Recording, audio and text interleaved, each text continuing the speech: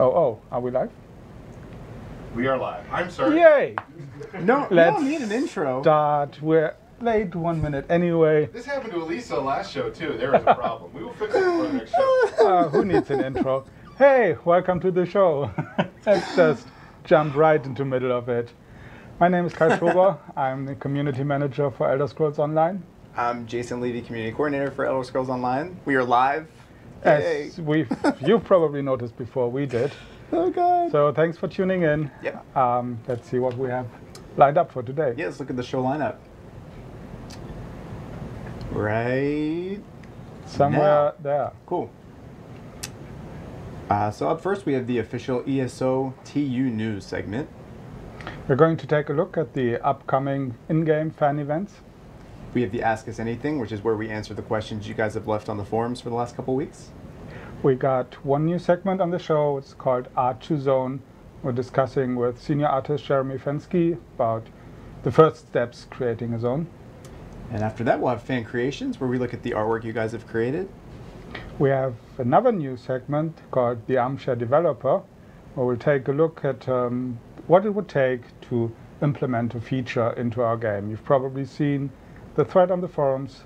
Now it's coming to life with lead programmer Colin McKinley,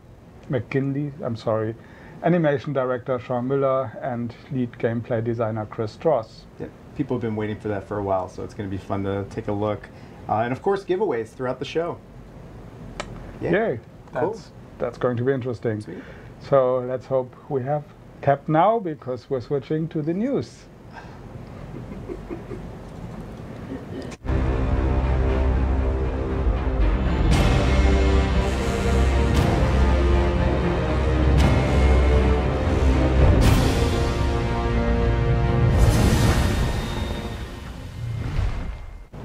Welcome back. Yeah, let's take a look what happened. Yeah, exactly. It's been a busy couple weeks, right? Yeah, it's 2 weeks again since we last saw you. So as you probably noticed, patch 2.07 went live, and we're preparing to patch 2.08 Yes. on Monday, respectively Tuesday morning for Europe. I've got the patch notes here. Nice. Our QA team is still working on checking that everything really made it in, Sure. but let's take a little glimpse. I see here combat and gameplay fixed an issue that prevented the activation of abilities after dismounting while sprinting, then mounting again. Nice. I've seen. Yeah, we've seen that for sure. Yeah. We've got fixes for the Dragon Knight, the Nightblade, the Sorcerer, and the Templar. That's a lot. The Nightblade got one where it says Catalyst fixed an issue where the passive ability was erroneously removed when the Nightblade died. So Nice. go ahead, you can die now. Yeah, that's important. We got stuff for enchanting. This one I think it's interesting. All item sets, all abilities of item sets now scale off with your character's highest stats, just like Ultimates do. Nice. So yep, more freedom. And in quest and zones, for true, you probably know that werewolf guy. He's causing troubles again and again. He got fixed again. Sweet. About time, for right? the last time, yeah. Let's see. And user interface. So yeah, I've seen complaints about that. The game will no longer crash when an invalid string, item string, achievement, or collectibles is linked in chat. Yeah, safer play. Nice. That's a lot it. of fixes. Let's hope everything makes it in, and expect this on Monday. Yeah, only a couple days, so that's awesome. So console beta, that was a thing. We had thousands of people that joined and played the PS4 and Xbox One version of the game. Finally, after a long time, people have waited, and you got in and played. If you didn't get a chance to take part, we had tons of live streaming going on throughout that week or weekend. Deltia, of course, was live streaming. Yeah. Crazy Madsky, there were a lot of live streamers, so of course those are on YouTube now if you want to check out some console footage. We also showed off some live footage during our last episode. So We did. hopefully you enjoyed that. But yeah, console release is just 1 month away, 1 month from tomorrow, if my math is correct. And to prepare, especially the console players, we released a new video yesterday. We did? Yep. This is probably not for the the more experienced players of you, Sure. but go check it out. It's on Facebook and on our website. Yep, it's more of an introduction, and it's a series that we're starting, so hopefully you enjoyed it. But yeah, And there will be more. yeah, Yeah. for sure. Also, yesterday we updated the Crown Store. We have new items in there, a new set for of costumes. The Ordinator nice. Armor Pack. Yeah, look at that. It is. And the fox. Yeah, who's that little guy? Yay! Hey, He's so buddy. cute. And he makes noises, just like the fox does. What does the fox say? Say, I don't know, listen to him. Get him. My God, that's so cute. So for the console folk, the transfer SKU opportunity that we presented to some of you who had purchased the game early on, that ends tomorrow. So if you wanted to take part, just make sure you do that before the cutoff, because that's the last chance you're going to get to transfer your characters over when the game goes live. So just make sure you take care of that before it ends tomorrow.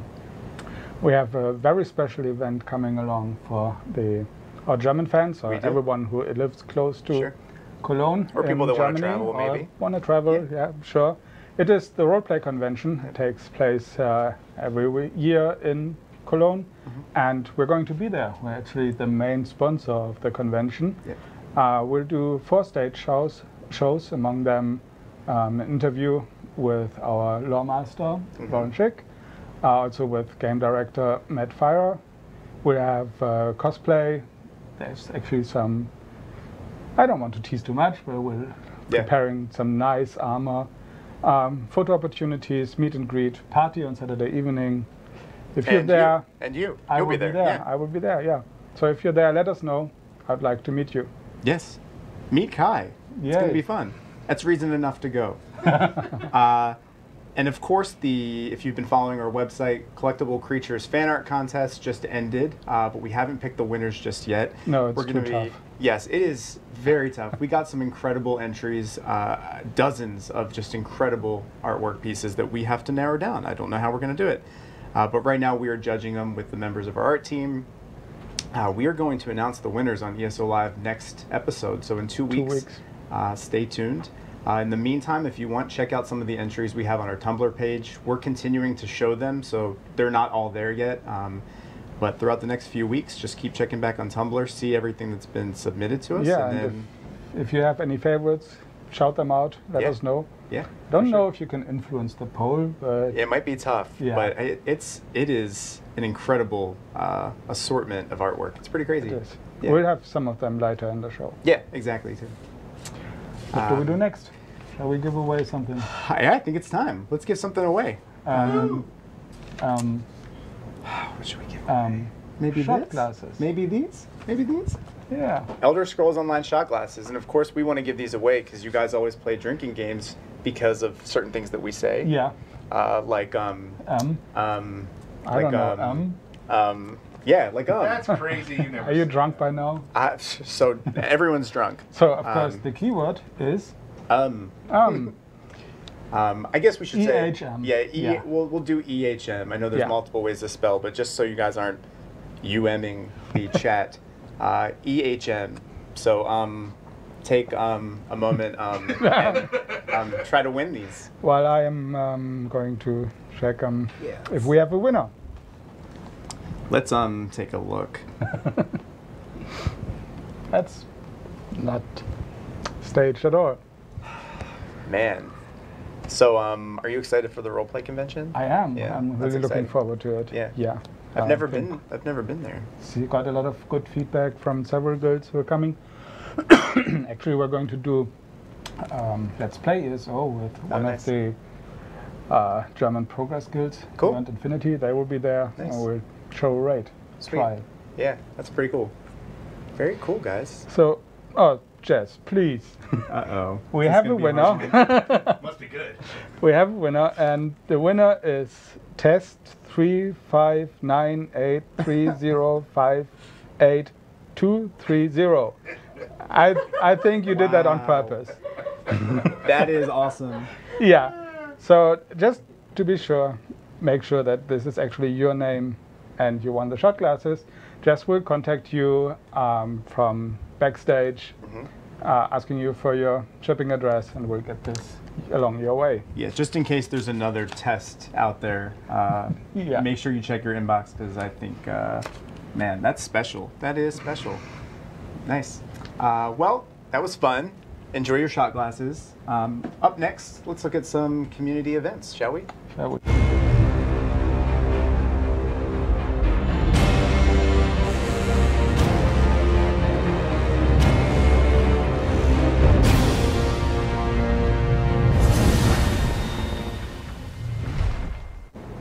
Fan event time. What? Let's see what's going on. Yep, let's take a look.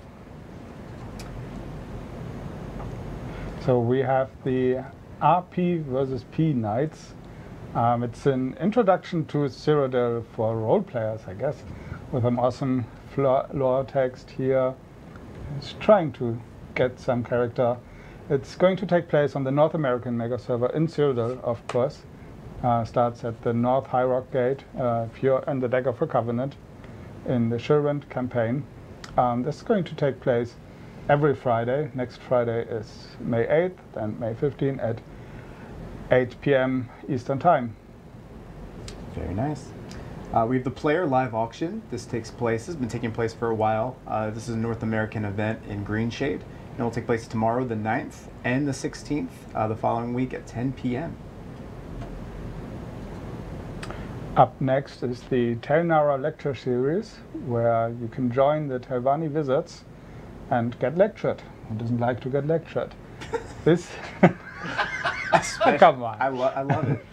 Yeah, takes place every Tuesday. Next is Tuesday, May 12th at 9 p.m. Eastern Time on the North American mega server in Deshan. Very nice.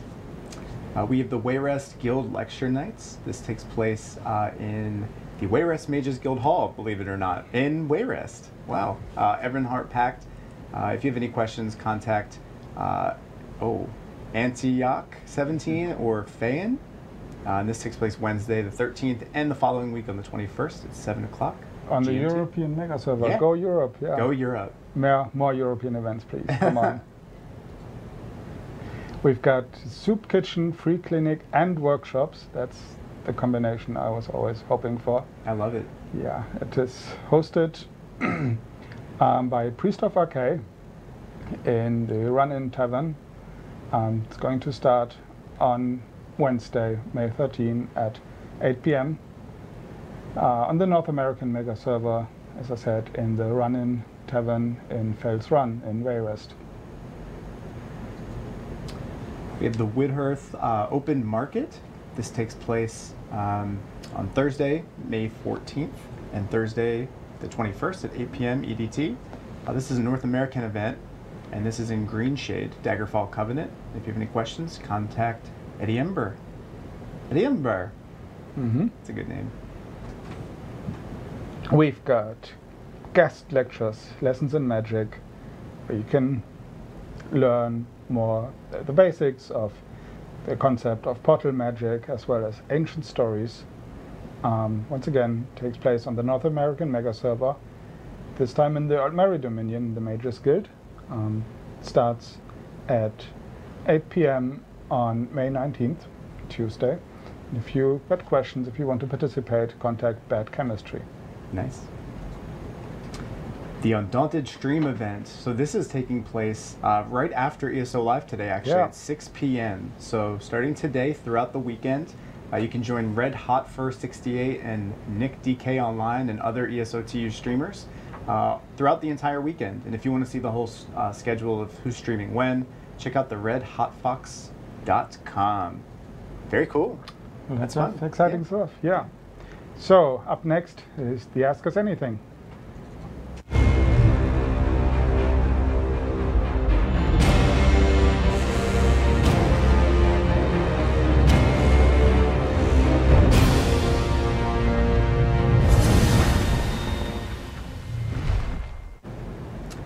So once again, we've collected your questions from the forums, from the thread, and we forwarded them to our developers, our teams responsible for answering them. Yep. We got some answers. Shall we just get started? I think we should get started. So here's one from Dead PSN. How will trophy achievement system work on PS4 and Xbox One? It's a great question. We haven't talked about it much, but just like most games, or all games really on Xbox One and PS4, we're going to have a trophy and achievement system. It's the same that you would expect for any other game. They're account-based, so that's the way that they're going to work. And through your console, just check on your profile and you can check out all the achievements. We also have in-game achievements as they exist on the PC and Mac version of the game. Good. I got a question from Enodoc. He's asked, would it be possible to add the campaign name to anything which involves being in Cyrodiil?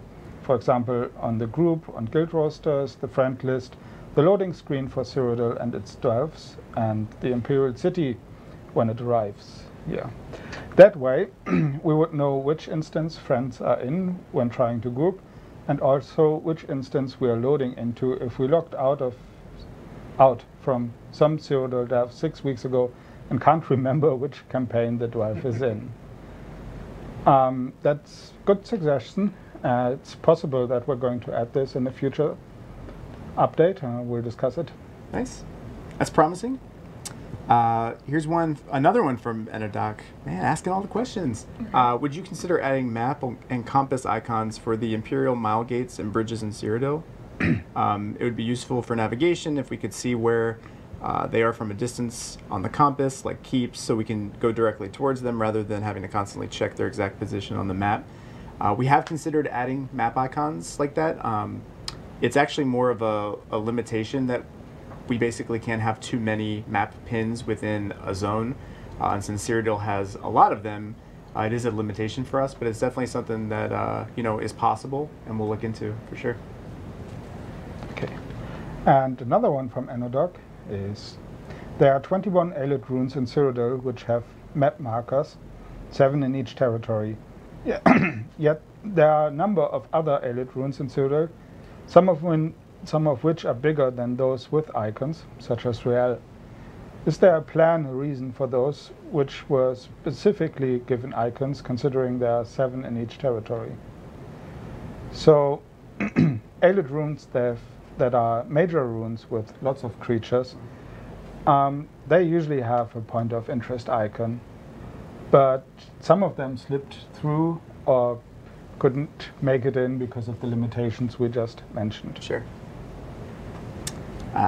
Here's one from Hero of None. Do you plan to offer alternative skills or mechanics to folks? Port animation canceling as an alternative to the current meta that requires it to be used in most challenging fights or PvP. Adding heavy attacks into your damage rotation is easier than light attacks. We have a number of ways to increase heavy attack damage, such as Dragon Knight's Molten Weapons, Sorcerer's Bound Armaments, and the Undaunted item set. I've got a question from Naz asking, would you be able to confirm whether or not the summoned pets are able to take advantage of Sorcerer's passives like Disintegrate, or are they only affected by Daedric Ray, Empowering Ward, and the Sorcerer's Magicka? Are there any stats and skills other than those 3 which affect them? So Disintegrate does not buff your pet's damage, but Exploitation does.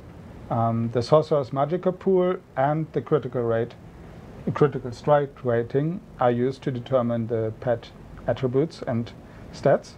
And with the next update, this means that the pet gets the double dip from exploitation, benefiting from you casting it on yourself and benefiting from you casting it on the pet. Gotcha. Here's one from Verisight. Blade Cloak. I noticed that when leveling up this ability, none of the ranks actually seem to do anything. No duration change, no cost change, no damage change, nothing. This is the only ability that I know of that exhibits no change from ranks 1 through 4. Is this intended or a bug? You're actually correct on this. All the abilities should increase in some aspect as they rank up. With Blade Cloak, there was a minor bug that we just fixed, where the increase was smaller than expected and sometimes not seen on lower levels. It's a good eye. Hey. Got a question from Ashtar. PvP is very tough for new veteran rank 1 characters. Mostly death followed by more deaths. It's a good description. It is. Is there any plan to balance the veteran campaigns and make it a bit easier to get into and not have every keep, every resource fall to the larger team of Uber level vet 14 characters in under 10 minutes? So in the future, we would love to balance this and offer the battle stats to veteran rank characters from 1 to 13, if they want to, of course. For now, we are looking at the difficulty of NPCs and of keep doors and keep wall health as a possible counter. But this can only go so far, since the non-veteran campaigns and the standard campaigns share the same data set. So we are a little bit limited there. And we'll keep looking for longer-term solutions. Nice. Here's a question about console. Why is my gamer tag displayed instead of my character name or user ID? Lots of our console beta testers noticed this. We basically display gamer tags on PS4 and Xbox One instead of character names because it's consistent with the already established social mechanisms that Sony and Microsoft have. So we're just basically following, the way that they've set up their systems. So a lot of games do that. So we do too. Yep. Another console question comes from Hawk269, asking what major changes from the beta to the release version are taking place. How old was the beta version we played? Sorry, I keep saying that wrong. Is it beta, beta? Beta. Beta, whatever. So major changes, yeah, American. That's fair.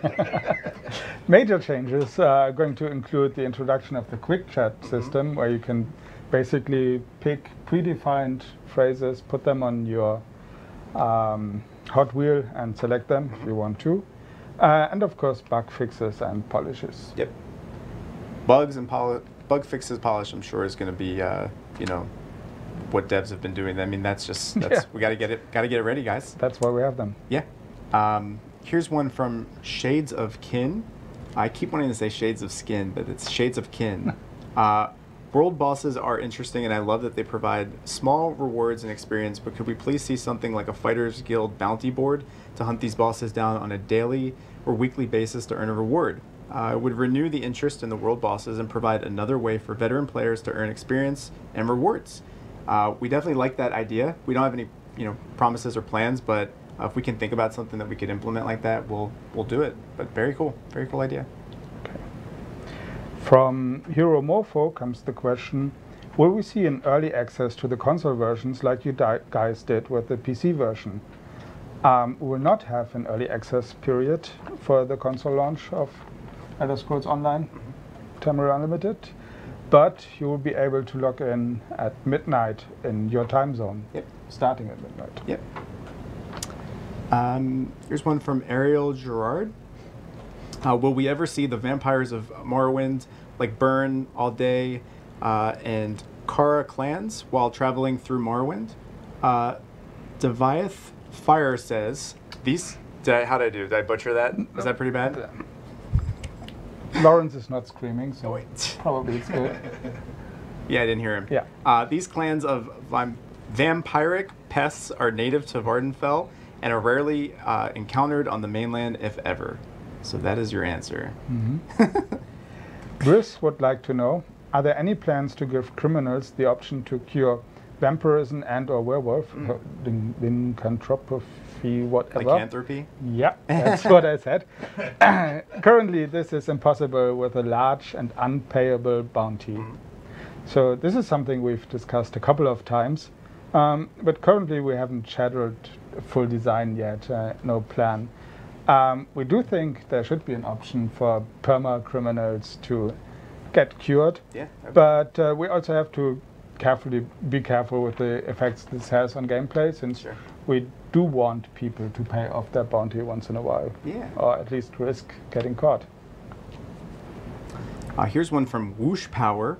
How do I effectively level the Legerdemain skill line? It feels like it's levels so slowly. What should I do to train it more quickly?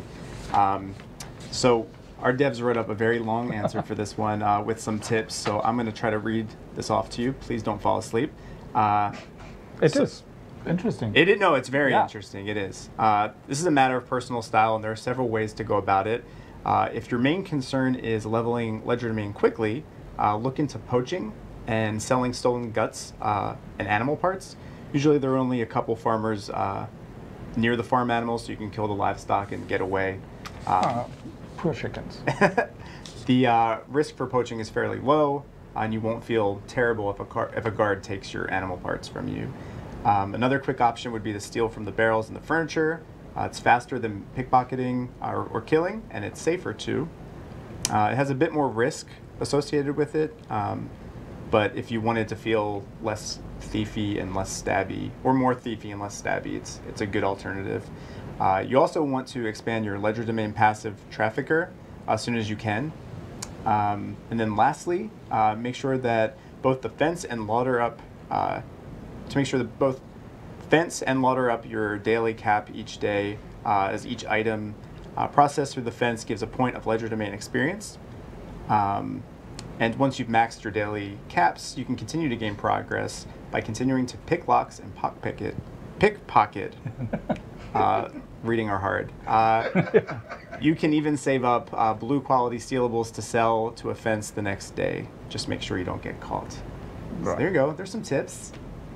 You could understand anything I just said? Yeah, makes sense. We got a question from Randolph Benoit asking, does it snow in Daggerfall? If yes, then what celebrations and traditions do they do? So another lore question answered in character, this time by Frastos of Elinir. And he says, thanks to the warm currents to the west of the Eltheric Ocean, it rarely snows in Daggerfall. But the Bretons of that city-state nonetheless celebrate all the winter holidays of the Iliac Basin, particularly the new live festival at the turn of the year. Ah, nice. See, learn something. No sledding, I guess, is what we're learning. From Ashtal, will we ever see the Codwell Silver and Gold quest amended so rather than a mystic dream, we are sent by our own faction to the other zones to continue working on them? Or are you planning on moving away from these quests and going to add in different, better content from Vet 1 to Vet 11? We don't have any plans to change the Silver and Gold quests, but we are working on ways to making them more accessible and more straightforward. Once we've got a solution that we're happy with, we will message it to our players. Hey, There you go. Not bad. that's it. That's it. Or the answers. I hope you liked those answers. Should we give something away? Yeah, we should give something away. You've been waiting, so for those that aren't playing a drinking game, what do you want to give away? Let's give away the symbiote figure, the Fighters Guild figurine. There he is. There he is. And you get a little scrib in-game head. Yeah, Very cool. comes with it. So the keyword, Is what? since it's the Fighters Guild, would like to know the name of the Khajiit who is in the main quest of the Fighters Guild. And Go ahead. Are we telling them what the name of the Khajiit is? No. There you go. Google. Man, this is a Come on, you played the game. Yeah, this is a tough She one. is pretty noticeable. So this obviously is only going to go to someone that is A, good at spelling, and B, plays their game a lot. Or C, has trust in someone who already typed this name in the chat and Yeah. yep. Man, well, let's take a look and see if anyone's close, because... They got it. Oh, they did? Yeah. Oh, cool. Oh, see, our players. I mean, I did trust them. Yeah. Should we spoil her what happens to her? No, we should not. Yeah, do it. No. Do No, it. no. All right, the winner is Wrangler AZ. Hey, congratulations. Congratulations. Jess is going to contact you via Twitch, and check your inbox over the other tab just in case it goes to your little spam filter. And we're going to send that to you. So congratulations. That's pretty fun. Okay. So up next, we start the new segment from Art to Zone. Yep. Jeremy Fensky suddenly appears next to me, hopefully.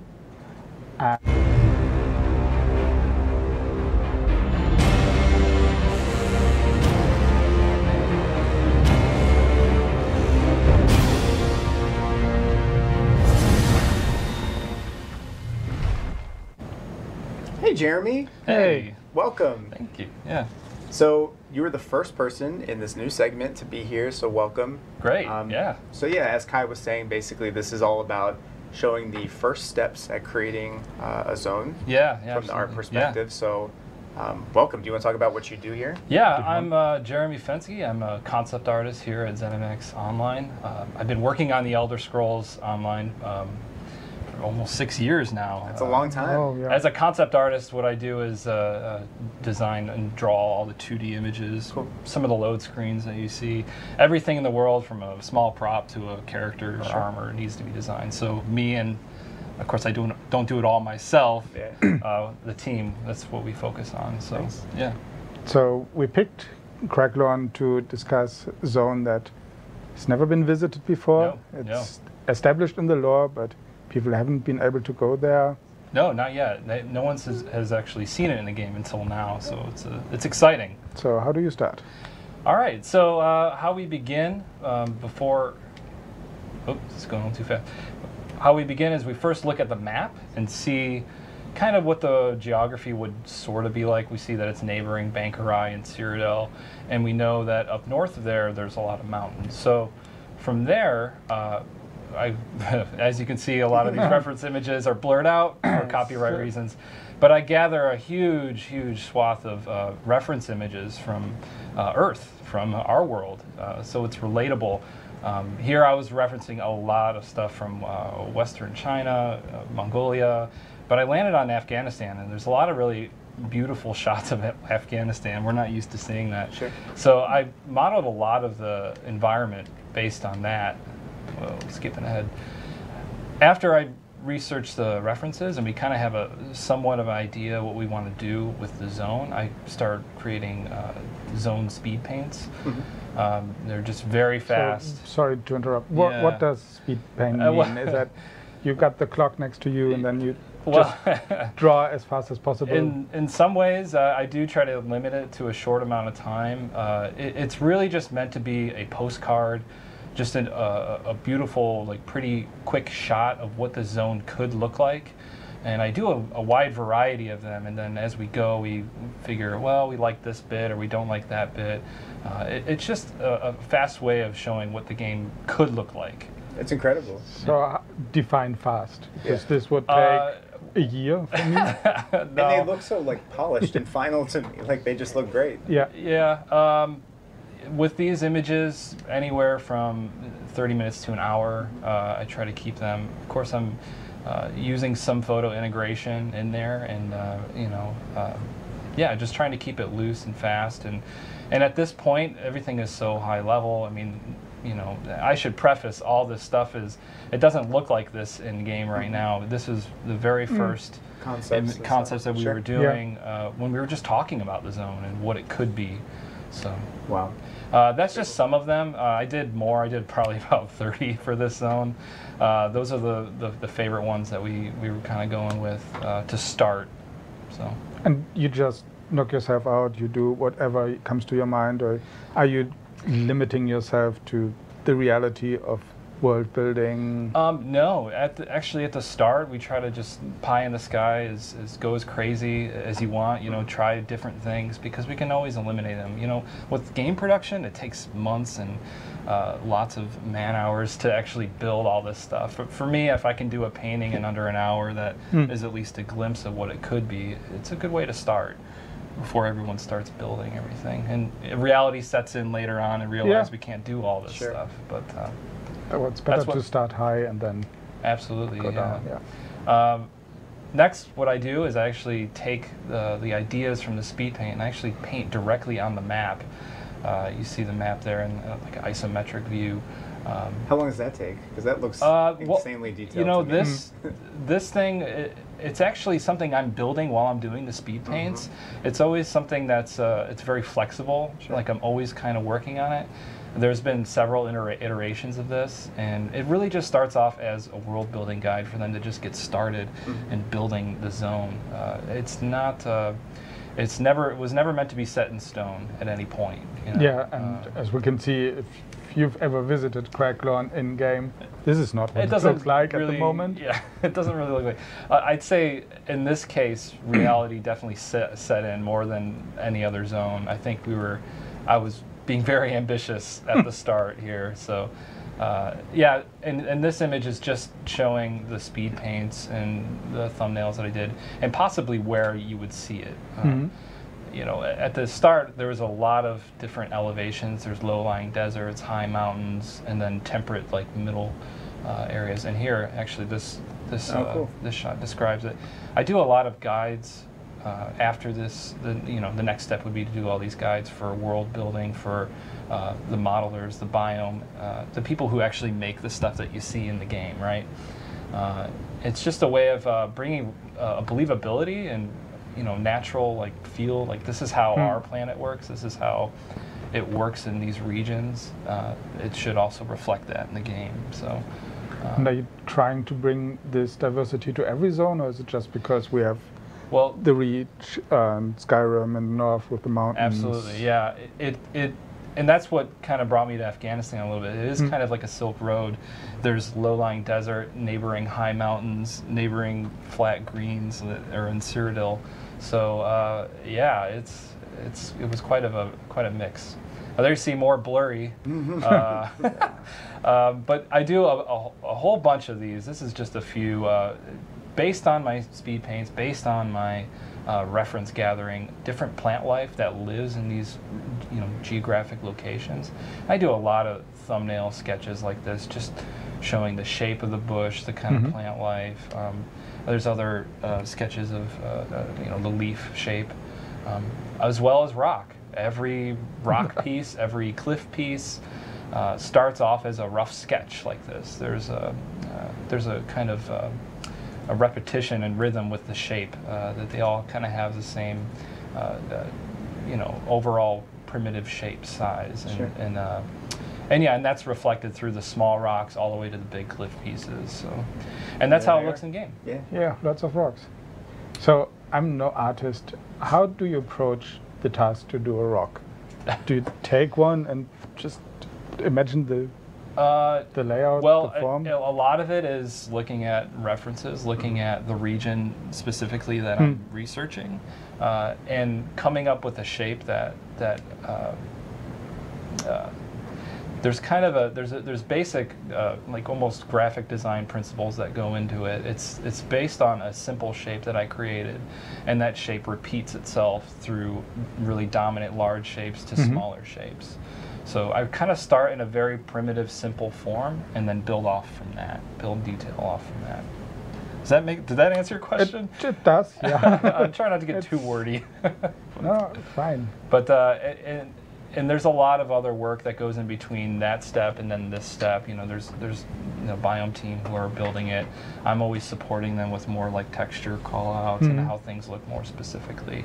But it all starts from those quick sketches. It does look great. Yeah. So, next? Yeah. Next we'll talk about, I'll talk about Craglawn Dungeons.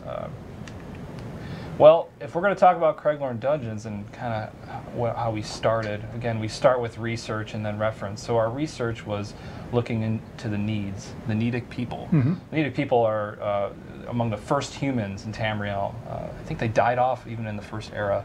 So very ancient, very, very ancient people. And this is taken from the wiki, so if you guys want to, if you're interested, go in there and read.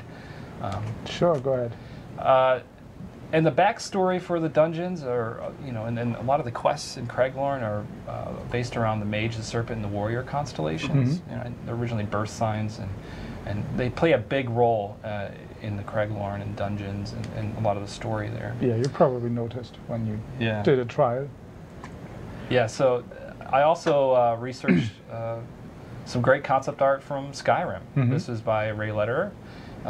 And I think Skyrim, they did a wonderful job of showing really, really ancient dungeons, and a lot of their stuff is sort of Nedic. So even though this is like a new zone, you can take the inspiration from. Yeah. Yeah. So it's that mix of real world, which I'm getting to right now. There you real go. world Yeah. You can reference. see it right there. It's you can see all the photos. Stunning. Yeah. Oh, got my vision. It's a mix because we're working in an IP that's been so long standing that we have to reference what we know from Yeah. books, from earlier games to Skyrim, you know, and also relate it back to real world.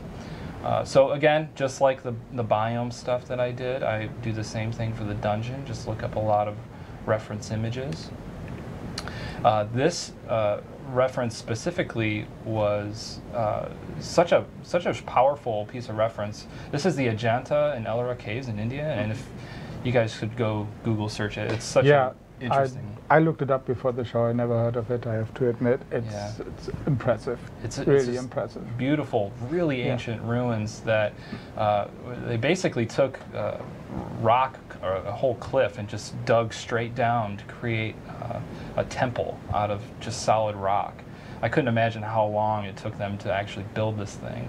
But what's great about this is that because there's that story between the mage serpent and the warrior, there's a lot of space you see on that column for backstory, for lore, and plus we wanted to push the look of the game and do a lot more detail and pay attention to more detail and actually write the story of those three in the walls.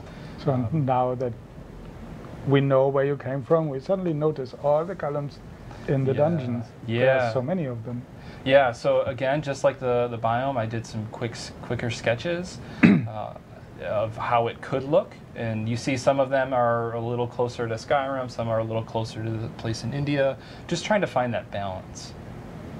This was the speed paint that we kind of gravitated to a little bit more as to potentially how it could look in the final. Of course, it's changed since then. Wait, can we go back? Yeah. What do you use? What kind of program do you use for speed painting? For all of my work, pretty much, I use Adobe Photoshop. Yes. Yeah, I just draw and paint all straight into Photoshop. I have a Cintiq here at work, and once in a while I'll get into 3D programs, but I use a program. It's a free program called SketchUp. It's a great, I know the 3D modelers would laugh at me, but but it's a great program. It's absolutely free. So if you guys are interested in starting digital painting, I recommend Photoshop. Nice. So.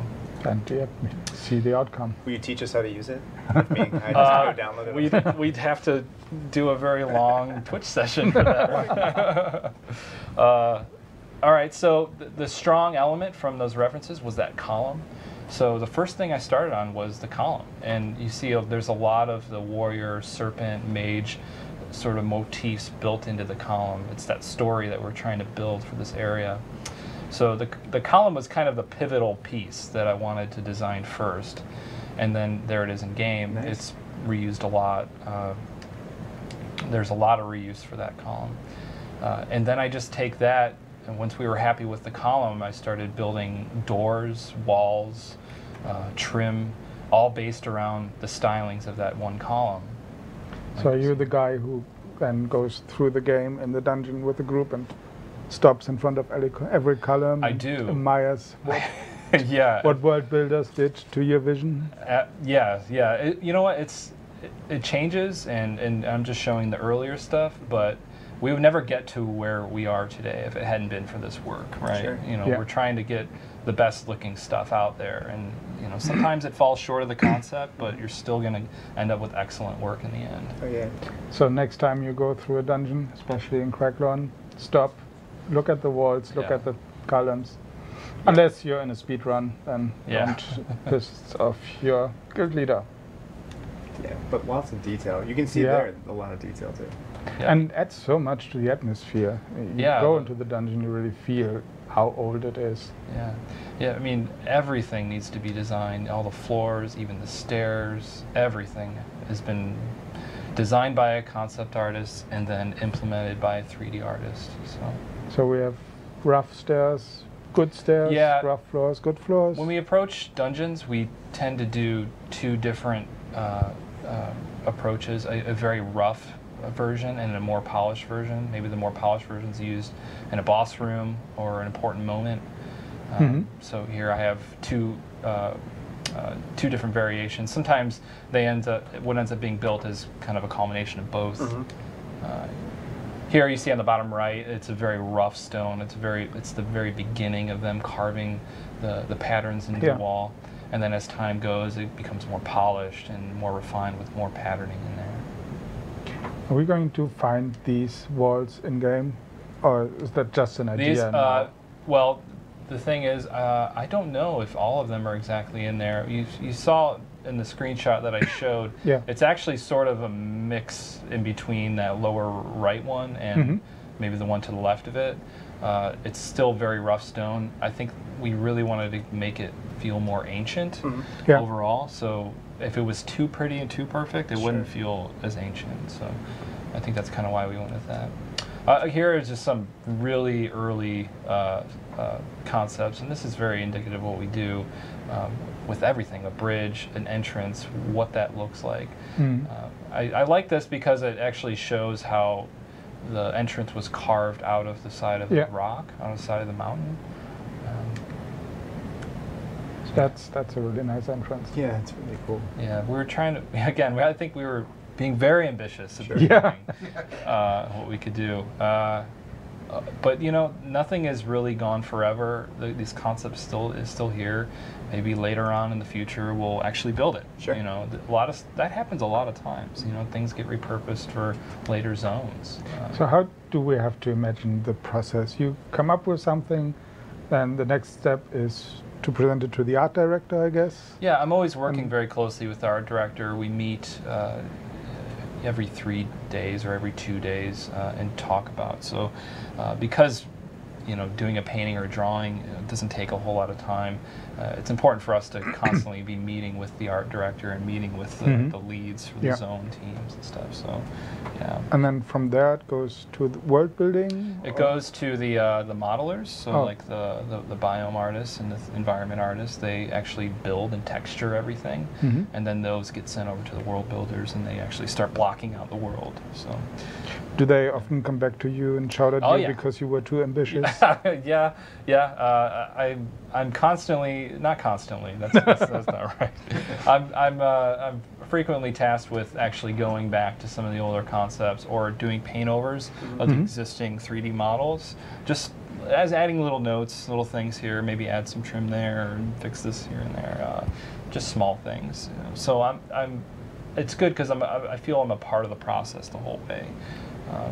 But I think this is a great opportunity to show everybody where this thing starts. And, I'm sure they're familiar with how it ends, but yeah, of course, if they play the game.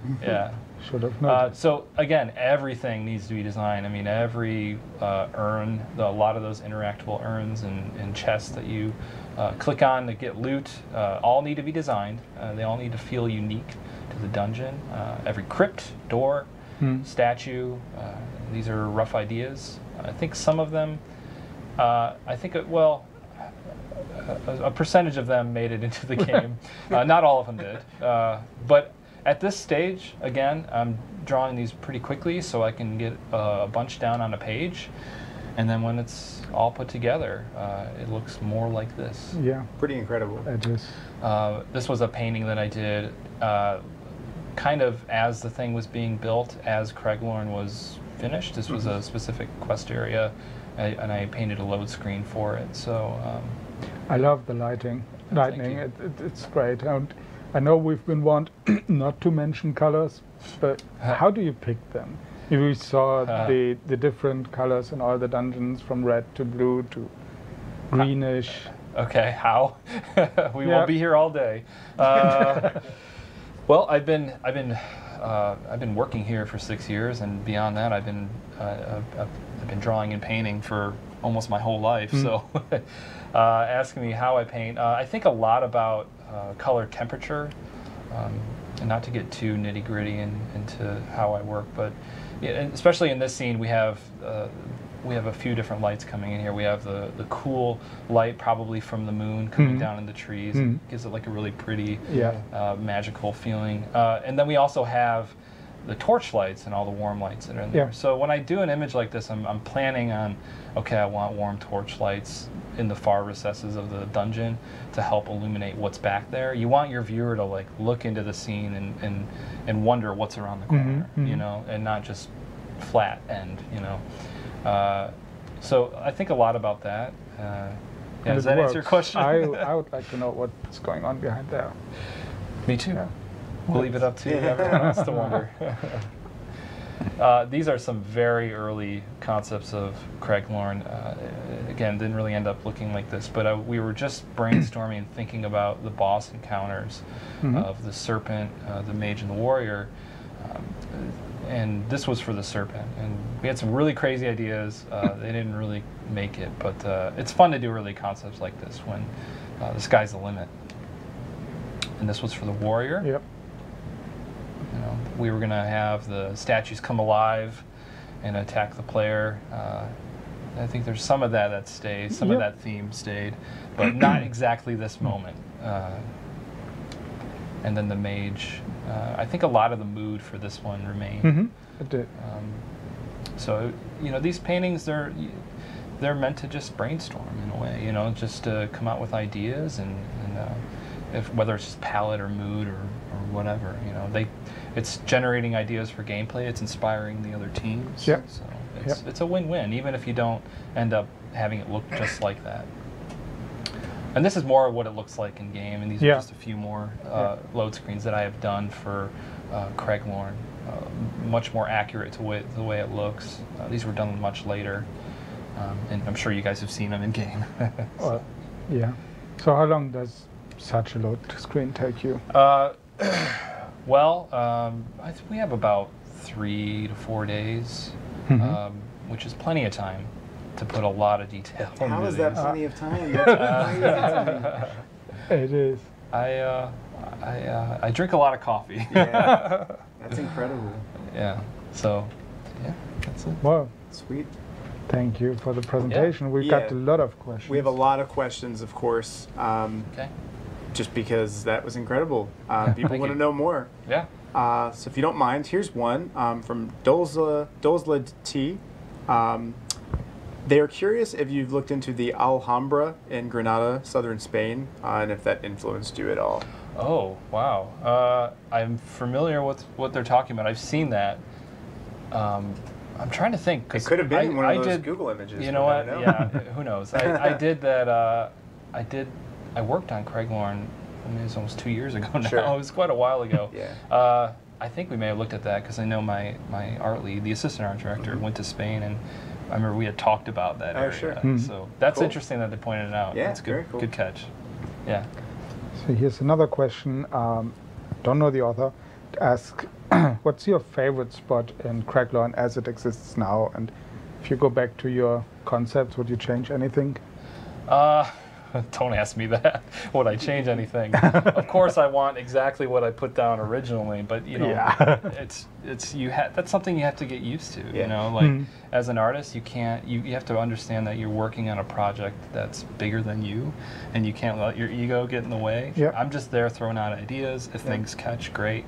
I'm fairly pleased with the way it looks. I think the desert area and the desert paintings that I originally started with, I think stuck the most. Yeah. And I think that's sort of the theme that they went for most of the zone. That high mountain stuff, I knew from the start that maybe this isn't going to work. Maybe it's hard to transition that well. But I'm fairly pleased, you know, with the way it looked in the end. So yeah. Nice. Well, maybe we'll have more mountain zones one day. Oh, I hope so. Maybe. Maybe. Let's take a look. Here's one. Can we have some of these images that are posted on the website at some point? That's more a question for us. That is more isn't a it? question. I mean, that's a great. Yeah, we might Take be able to do that. screenshots. I know a lot of the loading screens. We have the wallpapers on the website. Yeah. But some of the concept art, maybe we can do something like that. Well, we always try to present the most polished stuff, so don't Sure. expect the speed paintings. Exactly. Although they look great, I would take them. Yeah. But If that was in the game, I'd be like, oh, that looks great. Well, there's Yeah. tons What of do I know? production art. So. we have a question from Kima Zero, and it asks, how does one get a job as a concept artist? Yeah, I get this question a lot, and really it's about your personal skill. I mean, people think you need to go to art school, and though I think some people can benefit from that. Like I personally went to art school, and it worked out okay for me. But you have to be really self-motivated. Concept art is not easy. You're pressured with the task of coming up with something original, and being able to inspire people, and as well as inspire, you have to inform all the artists, all the other modelers. You can't always just do the rough paintings and think that they're going to be able to build it. You have to do the drawing that's necessary. So I would say having a very, very strong portfolio. Everything is about your portfolio. Show that you can paint and you understand color and lighting. Show that you're able to draw very well. It's a very drawing-focused job. So get your 10,000 hours in and more. It's a lot of hard work. Sure. To get to that point. But good luck. So it's too late for me, is what you're saying. It's never too late. Here's one from Slayer Serena. Hi, Serena. Hey. Who are your favorite painters that you draw inspiration from? Wow. Good one. Well, it depends what we're talking about. What time period, living or dead. I have so many favorite artists. One of my favorite artists, and artists in general, there's a lot of really great Russian landscape painters. Isaac Levitin is probably one of my favorite painters. So look up Isaac Levitin, really amazing painter. Sure. If we're looking at digital artists today that are working, I think Craig Mullins is really great. Craig Mullins, goodbrush.com. Check it out. He's got really amazing, really good paintings on there. Nice. So that's just a couple, and there's so many. No Bob Ross? That's not Bob Ross, oh man, I used to watch Bob Ross, Me too. actually. Don't diss Bob Ross. Hey. I mean, and a lot of the techniques that he teaches, I kind of still stick to That with man was digital. a national treasure. He was a That's national why I treasure. said it. That's why I said it. You make your trees happy? Yeah, Do you do that? they're always happy. Okay, good. Good. Yeah. So without giving away too much of our future plans, can you tell us how many other zones you've done work on, and what's your favorite type of environment to design? Okay, how many other zones have I worked on? Well, I've been here 6 years, so Probably everyone most in of them. I worked. You know what? I'm trying to think which ones I haven't worked on. Good question. Wow, you're making me think. There are some future zones, but I don't know if I should talk about that. No, let's keep that. So, all of them? All of them. But what's your favorite environment? Is it desert, mountains, the forest? You know what? Personally, I handle them all very much the same. I love painting deserts, actually. I love going out west and taking reference photos and I do a lot of plein air painting, which is just going outside and doing watercolor or oils outside. And I think deserts, I always loved painting in the desert. Nice. For some reason, so Cool. hopefully that answers that. Sweet. That's an answer. Yeah. Here's one. What was the hardest sketch to get right, basically? What was something that was really difficult for you to do? With regarding to Craiglorn? Sure. Sure. Yeah, let's say Craiglorn. With Craiglorn, I think the most difficult thing is, speed painting for me is very easy. It's very easy for me to just get out a pretty image. But there comes a point in between having the pretty image and actually getting some realistic, very realistic production art. And that transition between I've inspired the idea, now I need to inform them in how this thing is built. And that usually takes a long time. And I worked quite a bit on the column piece. I know I just showed that image, but there was several iterations to get to that point, and every little detail on there, and then again taking that and then spreading it to the walls and everything else. I think that takes up the most amount of time. Yeah, I can imagine. Nice. Yeah. So Eldridge would like to know, when the game map is filled out, will you guys get a physical 3D map for display? That's a great idea. We should totally do that. Yeah. Sure. Yeah? That would be awesome. Who is going to build it? We'll just get a printer. And A 3D printer? Yeah. Yeah, that'd be awesome. Yeah, and then put it on the table and have our own. Oh, that would be great. That would be amazing. Yeah. Here's one. Well, we kind of touched on this already, but T, the Khajiit, wanted to know how long a load screen takes, but you said it usually takes like 3 to 4 days, right? Yeah, we have about 3 to 4 days. Of course, it always depends on feedback. Sure. Sometimes direction changes, or we have a better idea, and sometimes we have to repaint certain areas. But on a good one, it's 2.5, 3 days. Gotcha. On one that's got a lot of iterations, 4 days. So, Makes sense. Yeah. Cool. Okay. Let's pick the final question. Sure. Go Comes for it. from Quest Gaming Network, and it's an interesting one. Do you ever get something like an artist block, similar to a writer's block, I guess? If so, what do you do to get your groove back? That's a good question, and I get this a lot from people online. Is what do you do when you're in a rut? Personally, what I do is I work through it because I get paid to do this, and I can't bring this. I can't just be like, you know what, to my art director, didn't do it. Right. When you're working professionally, you have to meet your deadlines. You have to do it. Whatever it takes for you to get back into that groove, that's what you need to do. And actually, there's a lot of studies about that, getting into that focused state of mind. And it's not taking Adderall. It's it's maybe music. Sure. For me, I listen to a lot of scores, and I drink a lot of coffee, and that usually gets me right in that zone that I need to be. What scores can you share? A lot of game scores. I love the Mass Effect soundtrack. I love FTL. It's a great soundtrack. Oh, there's so many. Anything Hans Zimmer has ever done. Yeah, just tons of great stuff. Yeah. Very cool. Yeah. Sweet. Well, thanks a lot. Oh, and for Skyrim being here. soundtrack. Oh, Skyrim. How could we forget? That was a given. So. Nice save. That's a yeah. That was a good one. Well, thank you guys for your questions, and of course, thank you, Jeremy, Yeah. for being here and It's my pleasure. teaching us. Yes. Yeah, it's very cool. Great. It was very, very interesting. So, for us, it's almost time to leave, but not for you. We have the Developers Armchair coming up. It's recording. So Well, but first, we have fan creations. Oh, you want to look at damn artwork? it. Yeah, it's okay. We're going to look at artwork first.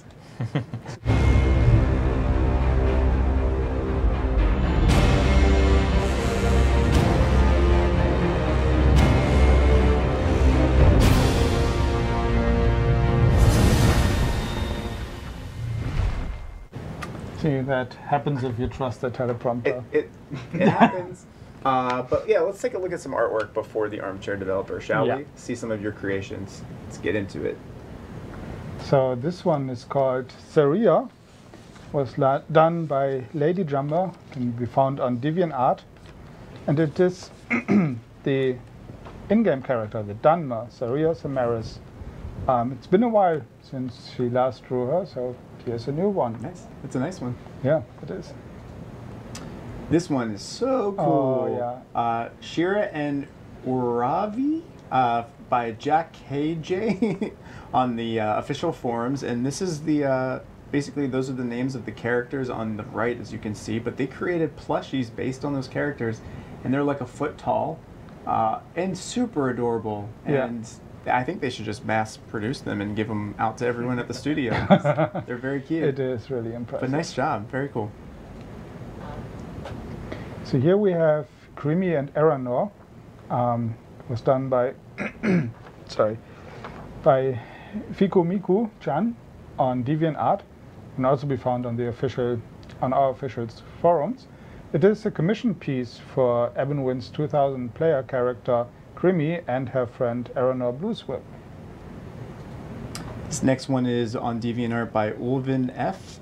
And it's a Khajiit helm. And it looks pretty darn close. It's pretty awesome. Looks great. Very nice. We have another commission, this time for Kurido. It's done by Ruchiel, or however you pronounce that, on DeviantArt. It is a commission piece for his character, Kurido, tall and muscular Khajiit. Yeah, Khajiit for life. Very nice. All right, so this actually, next one is one of our Creative Creatures fan art contest submissions. And it's very cute. This is actually on our Tumblr page as well if you want to check it out. but this is called Playing Games, and it's just 3 little Bantam Guars playing around, and in the water you can see the Argonian maid is floating. I'm still trying to figure out what they're doing. I don't know.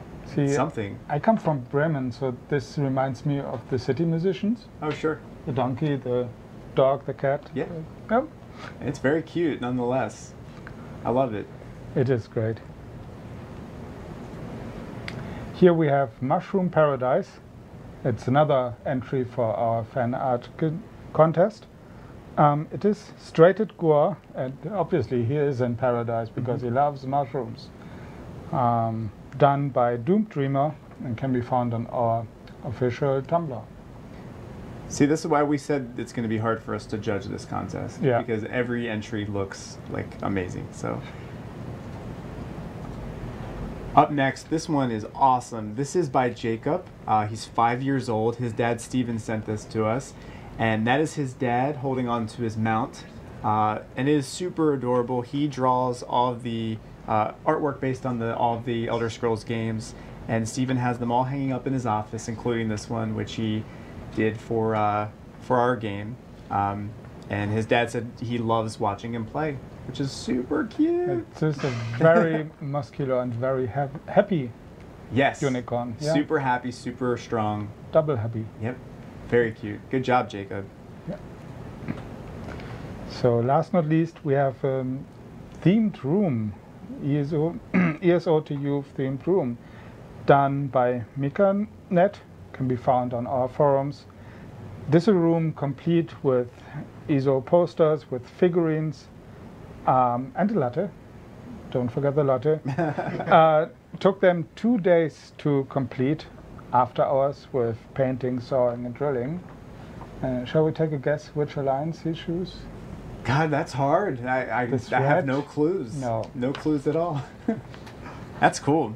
That's commitment. It is. Yeah. That's commitment. It is. That's very nice. So now let's have a déjà vu. Let's have a deja vu. Do you want to give something away? Let's give something away. Let's do it. What should we give away? I love that we act like we don't know. The plush. Let's do it. Yeah. We have a brand Not new their plush, but our plush. our plush. It's going to be this guy, the Bullnetch plush. Look at him. Woohoo! He's so cool. It's a hat. Well, It is a hat. it is kind of a hat, isn't it? I don't care Yeah. what anybody says. That it's a hat. So because it's a hat, maybe our keyword should be hat related. Oh. And we're acting once again as if we don't know. The keyword is headwear. Head as in the thing on your neck, Yep. not the thing you wear on your head, the head. Headwear. Did I confuse everyone by now? Headwear. So HEADWARE Yeah. is how we're saying headwear. We need to have a winner that types it right, because Yeah. so headwear. So, and if you do win this, we have the expectation that you take a picture with it on your head and send it to us. And if you don't, we will be very disappointed. Oh yeah, everyone who made a fool of himself on the show wearing this on his Yeah, head. if our team can do it, Yeah. you can do it. Right. Except not me. So we'll wait a couple more minutes. Yeah. Or seconds, not minutes, because that would be awkward. But, man. So we have a winner. Dystopia Goddess. Congratulations, Hey, congrats. Dystopia Goddess. So we will be sending that to you. Jess is going to contact you in Twitch chat in your inbox. So check that out. So now I can go ahead and Yes. say that it's time for us to go, but yes. not for you, because as we said in the intro, we have the developer armchair coming up next. It is pre-recorded, so stick around while we say goodbye. Yes, just because we leave, you stay. There's a great segment. Yeah, well, we'll see you in chat. Yes, we will be back in 2 weeks, of course, on the 22nd. And don't forget, we're going to have the winners of the fan art contest. Yeah, I'm really looking forward to that. It gives us 2 weeks to figure it out, because it is very tough.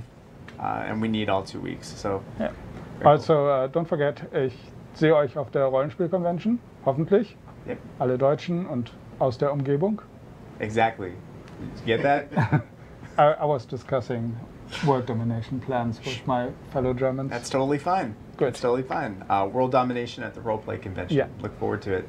And of course, tell us what you thought about the show and the Armchair Developer, because that's our first time doing it. And same with the From Art to Zone. Right, So, and yeah, share your creations with us. Yes. As with us, as Jason said, we're totally expecting a picture of the net We are. as soon as it arrives. Yep. Sweet. Stick around. I have to say this as a disclaimer for the Armchair Developer. This is totally hypothetical. Sure. Don't expect to see this in the next Sure. patch or any patch in the future, because actually we talked to the developers afterwards, and they expect it's about 1 year of man hours worth of implementing underwater combat and exploration. Exactly. It's just more of a theoretical discussion about how long it would take, because a lot of you guys in the forum said you were interested. How, we want to know about underwater combat. Can you just add that in a week? And the answer is no, you can't. Turn it on. But it's very interesting, so you can listen to the devs talk about what that process is like. Yeah, don't expect them to use the blackboard though. That was just for decoration, I think. That's true. You'll know what we're talking about in a second. Cool. Thank you, guys. Thank you. See you.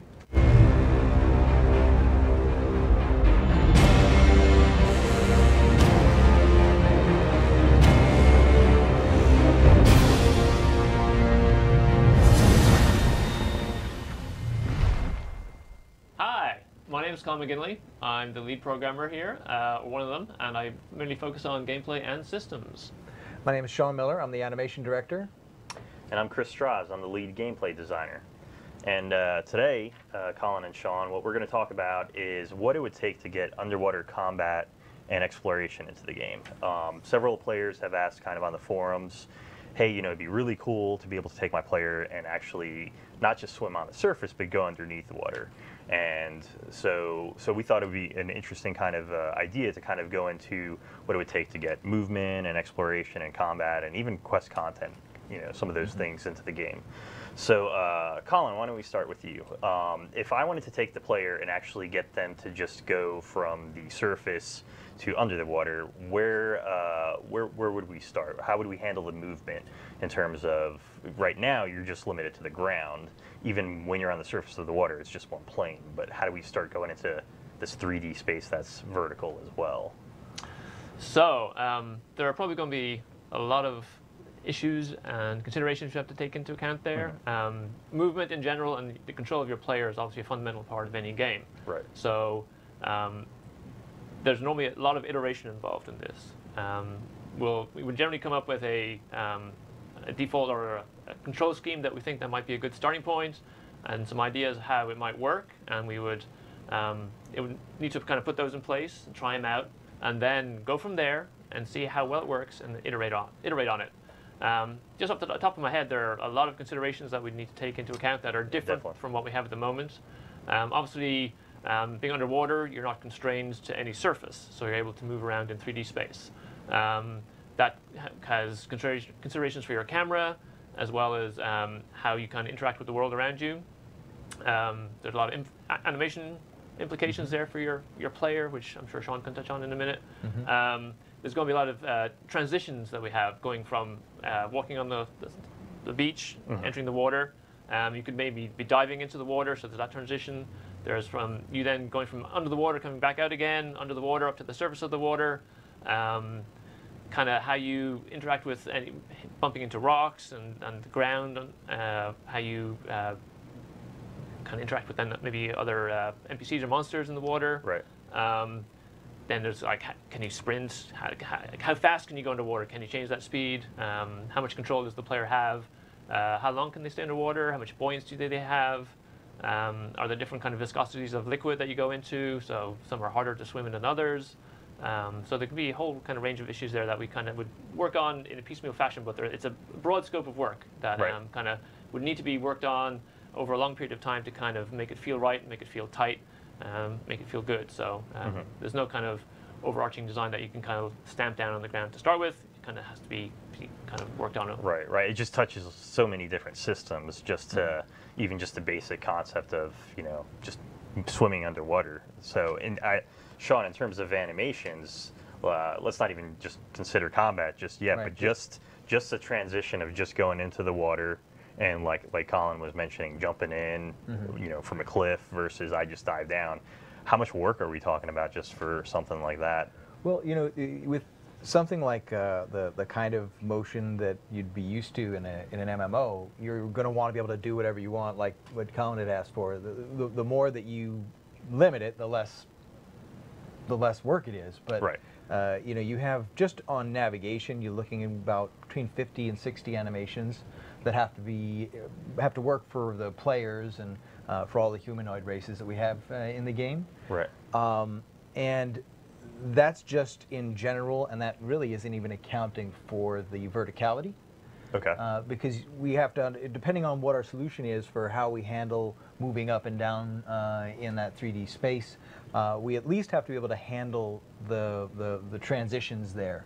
And if it's something that where you know you're going to want to be moving diagonally and you know and partially up, and you know we have to be able to turn the player and then account for all the different types of motion. I think each one of those sets has a level of complexity that is kind of scalable within whatever restrictions we want to put on it. Right.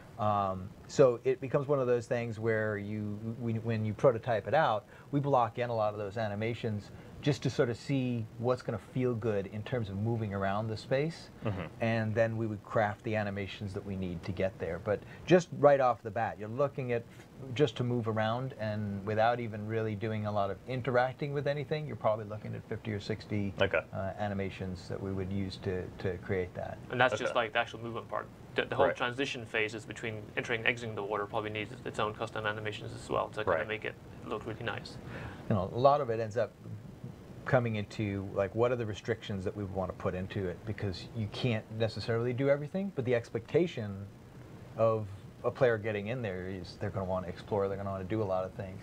Right. And as soon as you're in the water and there's no creatures in there, it's like, what's the purpose? Yeah, you're going to feel like you're missing it out. Yeah. Oh, yeah, we'll get to combat as well.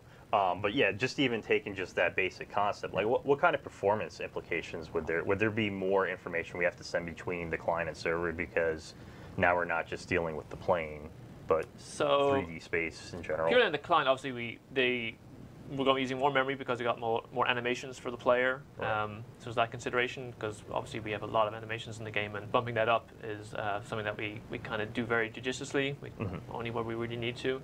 When it comes to then, where is the player allowed to go? We generally obviously don't want speed hacking and all the rest of it, so there are some checks that are done on the server to make sure that validate that you're able to go where you say you want to go. So that would kind of need additional work on the server to kind of account for underwater spaces, because obviously on the land, you know, if the server detects that you're flying in the middle of the air, and we don't have flying in the game, or we just say we kind of go, that's not allowed. So then we can kind of detect that and handle that. But in an underwater space, obviously you're not on any surface. You can be in this huge volume of space, and so kind of it would need special consideration there. So there's work involved there, and the same thing on the client. The work involved that we have probably for detecting movement and how the kind of you move through the space and your speed, and how you bump into objects and how you navigate around objects, how the kind of whole physics back end works would need kind of special case handling for being underwater. So there need to be work there both on the client and the server. Okay. Yeah. So yeah, I mean, I was thinking, you know, even outside of just what we've been talking about here, some of the other things like, okay, so we haven't even talked about oxygen. Let's say, you know, can you swim now under the water indefinitely? So once you start kind of adding in some mechanics before combat, well, let's say, okay, now we've got the movement going on and we've got some of the animations going on. I started thinking in terms of, okay, is there oxygen? Is there a limit to how long you can go? Is there passive skills or skill lines that affect that?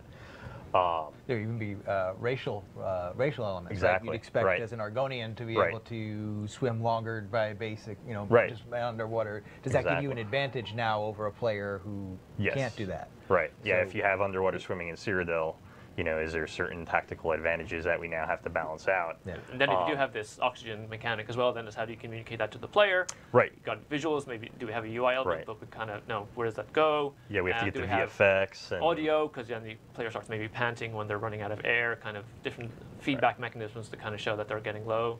Sure. And then how far do we want to go with that? Would that be something, so you mentioned Cyrodiil, so like in PvP versus the PvE experience, like how different do you think the mechanics would have to be? Is that like a layer where it becomes something where we look at and say, well, if it's just PvE, is it a more achievable thing, or well, I mean, that's something we would have to consider. I mean, ideally, you introduce something into the game and you want it to be able to be experienced by players both in the PvP and PvE experience.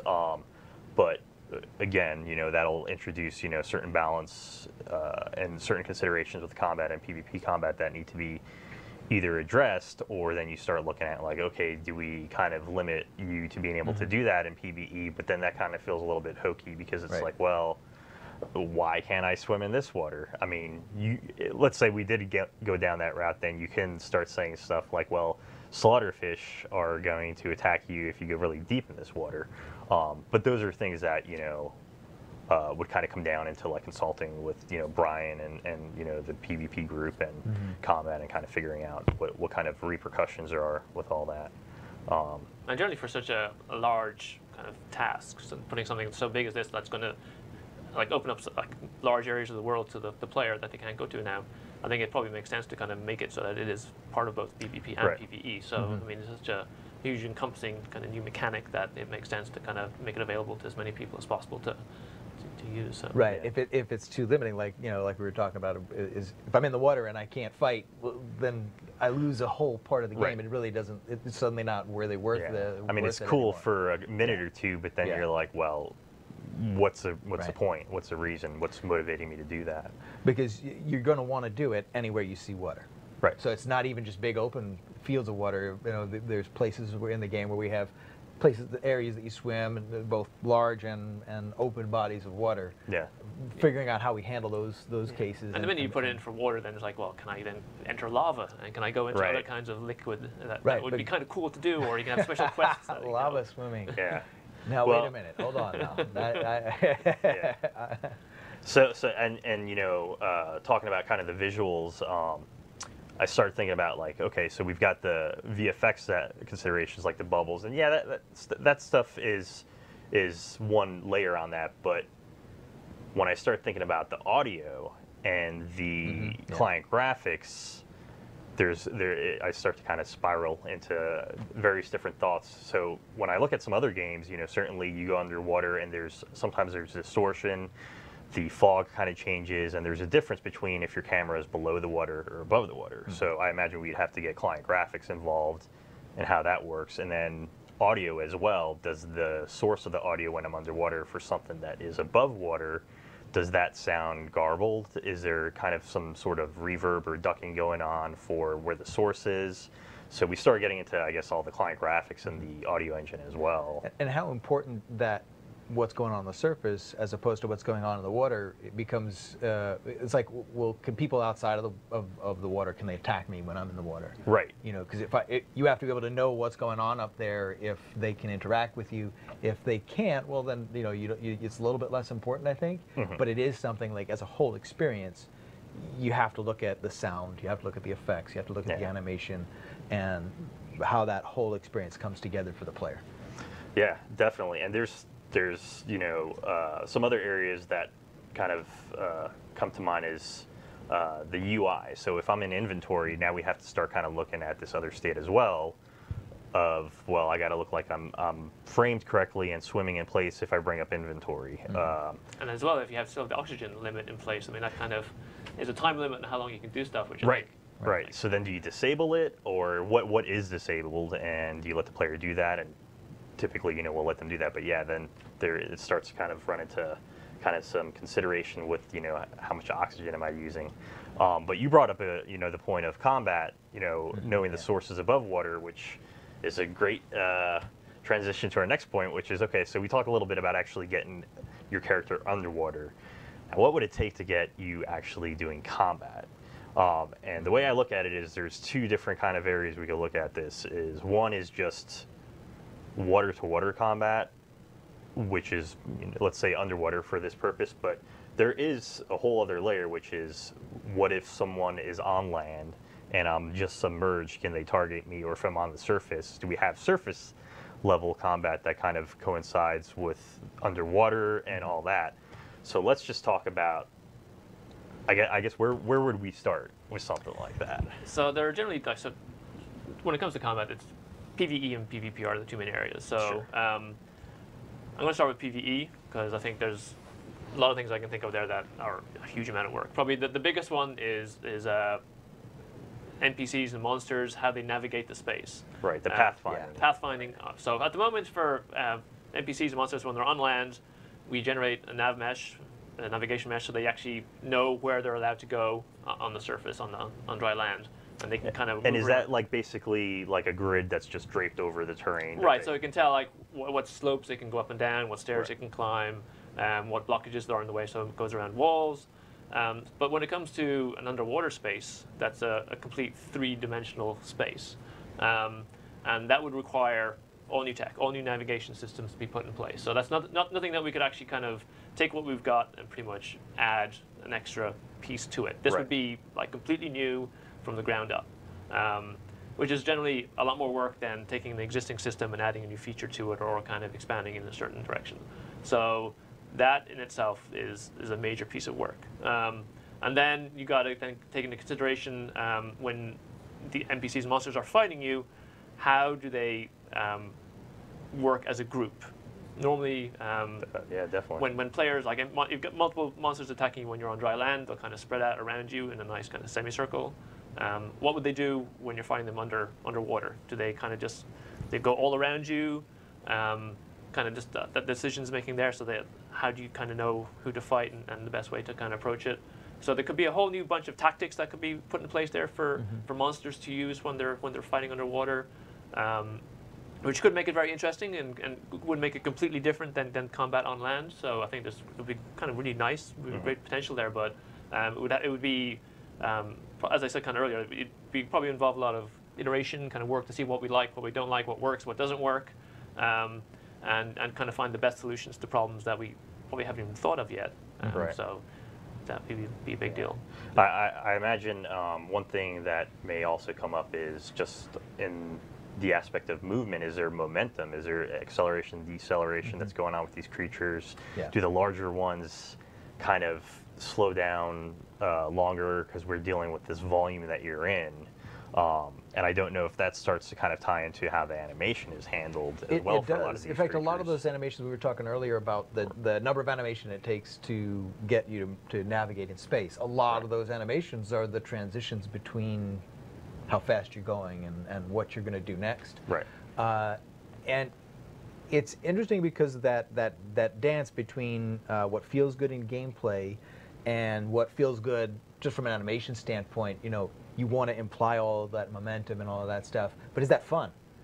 Right. I stopped and now I keep going. Now I have to micromanage that, which Or does it get frustrating to target this thing that's kind of not stopping and which I think in a game where your focus is about enemies that are AI controlled, you can kind of build your navigation system around that. But when you have to account for the PvP experience, where you have to be able to react to what another player is doing at any given millisecond, it becomes a lot harder necessarily to give you the proper momentum. So it goes to what you were talking about in terms of the testing that we would have to do to kind of find a good balance. We would have to find a balance. You're not going to want to imply as much of the weight as you'd like, just because I think the targeting and frustration factor of this thing that I was shooting at is now drifting when it thinks it's stopped, and I'm drifting when I think I should be stopped. Right. I think you have to suspend your disbelief a little bit, and you tend to have to err on the side, I think, especially with the kind of, at this point we have a well-established style of gameplay and control. You want something that fits within that paradigm, I think, for the players in order to be able to understand, how to handle it. And it's made that much more complicated by the fact that we're multidimensional. I was going in this way, and now I stopped, and now I'm drifting this way, not just on a 2D plane. So Sure. it's a really exciting kind of a thing but it's so complex that you really, until you get in and you start testing for those types of things and you develop a prototype, it can be hard to even see just where all those branches stop splitting, I think. Right. Yeah, I was thinking about just even with the creatures. Colin, you were mentioning the different AI and how they could group and form different kind of strategies against the player. And I was just thinking about that oxygen mechanic again. It's like, okay, well now do humanoids follow you into the water? Do they use their own oxygen? Do they go to the surface to replenish? Right, Or is there like this concept of AI just ignores oxygen altogether, which then it's like, well, then why do I have it? But I could definitely see some pretty neat strategies too to how they could flank you and kind of fight against you if they're underwater. And it makes a completely different as well when you have to like completely look up or look down to kind of target someone else. So at the moment, everything's kind of very much in the horizontal most of the time. Right. But the minute you're underwater, then you could have enemies coming in from above you, below you. Right. Maybe you can like actually just do loop-the-loops in the water, kind of go around. I mean, it becomes a totally kind of different. Yeah. It becomes hairy with the controls too. Like I start thinking like, well, okay, what would actually, do we give up a key to make you be able to go to the surface versus come down? Or do we change one of the keys that are already there? Like, can you block in water? Can you dodge roll, or is that like kind of like dashing to the left and right? Which leads me to the animations. We talked a little bit with the player. Now, once you start getting into the creature animations for all these different states, just movement. Let's start right now before we get the combat between them. We have a lot of creatures in our game, so sure, yeah. You know, I think you end up at that point, you're going to deal with mostly new creatures. Right. You can the humanoid characters, right? We can. From an animation standpoint, a lot of what they need will already exist because we've built it around the player model. Right. But you're not going to want the monsters that are on land, most of them, to come in the water. I think you're going to want to develop a new set of creatures that make sense in there. Okay. You'll have to handle, there are some that are going to be edge cases that you're going to want to have be in both. You'll want to extend things like alligators or... Well, I would imagine like Argonians, you would want them to still support that. Yes. If we're supporting it for but the advantage, I guess, there is if we're supporting it for the player. Right. We get a lot of that. It becomes more of the navigational issue. You can then look at how you're designing the creatures to make it a little bit simpler in how they're going to be handling it. They still have to handle the 3D space, but the complexity of the animations necessarily that they need are a little bit less, right? So when a fish stops, I don't necessarily need a special animation for a fish stopping because their anatomies are simpler. Right. The more complex than the anatomy is, the more you actually have to account for all those different types of directions. But you're going to want to start with things that are going to be new and interesting. That it's kind of cool because it's an area of the Elder Scrolls universe that's really wide open to sort of create new denizens that have never been seen or all those kinds of things. But that means you also have to go all the way back, you know, kind of start from the bottom when you're developing those things. I think a lot of your creatures are going to be fish-like, and there's a lot of sharing that could be going on in terms of the types of assets when you start from knowing the kind of anatomical decisions that you're going to make. And I think it helps when you start by thinking and developing the concept from the idea that this thing has a mother, it has a history. There's an evolution that led to it being a certain way, right? Which means that we can streamline certain things. But your bigger and more exciting creatures, you know, fighting a fish is only going to be that. I mean, that's versus more of a critter, really epic right? boss. That you're going to want to be fighting the Kraken or you know these kind of really crazy creatures. So those are going to be a lot more complex to kind of to handle. Sure. I think as well, it's like you were kind of mentioning earlier about player animations, and we're talking about abilities and combat. I mean, you'd probably have to revisit every single ability in the game and the animation that is used, because most of those are kind of specific for you having 2 feet planted on the ground, and how you kind of show you casting that ability. While you're underwater, you're going to be a completely different kind of idle pose, the way you're kind of just floating in the water. So probably every animation is going to have to be tweaked, or maybe even just redone from scratch to kind of make it appropriate for that environment. And whether all the abilities are usable underwater or not. Good question. And I would expect yeah. it, right? I would expect that every magical ability that I had, plus the new skill lines that you're going to develop on you know, Right, to on support the design, swimming. I'm going to want to be able to do all those things. Just with our existing suite, I think we're looking at there's about 300 animations that you have to do in order to be able to do all the, because each weapon has to have a set, right? Because everybody's going to want to use all their weapons. If we decide we don't want to let you use certain weapons underwater, well then that changes things. But basically, we have these little groups of animations that each time we say, hey, well, I want to be able to do that. This is what it costs. Every one of those things comes with just a sheer animation cost on it. And that's just taking the idea that, a one-to-one, you take what's on the ground, castable abilities to underwater. But I actually think if we're trying to sell that you're underwater, that's going to break down. There's things like, okay, can I cast fire underwater? Let's, for the sake of argument, say yes, you could. But what about things where you leap up into the air and then charge at a guy? Well, the very concept of that is going to be different in water. What if I'm at the surface of the water and I do that? Do I have enough splash that comes out? So I could see the ability system in general and some revisions that would need to be done. Being a good deal of effort just to kind How of do you like communicate that these work differently when they're in the water than out of the water? Right. And Do we make? I mean, it could be that there's a whole unique skill line just for underwater combat. Sure, but everything that you take away, if I've spent my whole character life developing a build, and now you've just taken away all of my fire abilities, Flip that, we've just now nerfed a whole set of fun for somebody that had spent a lot of time. I mean, we spend so much time developing our characters, countless hours building up a particular set of skills. What if the projectile changed, though?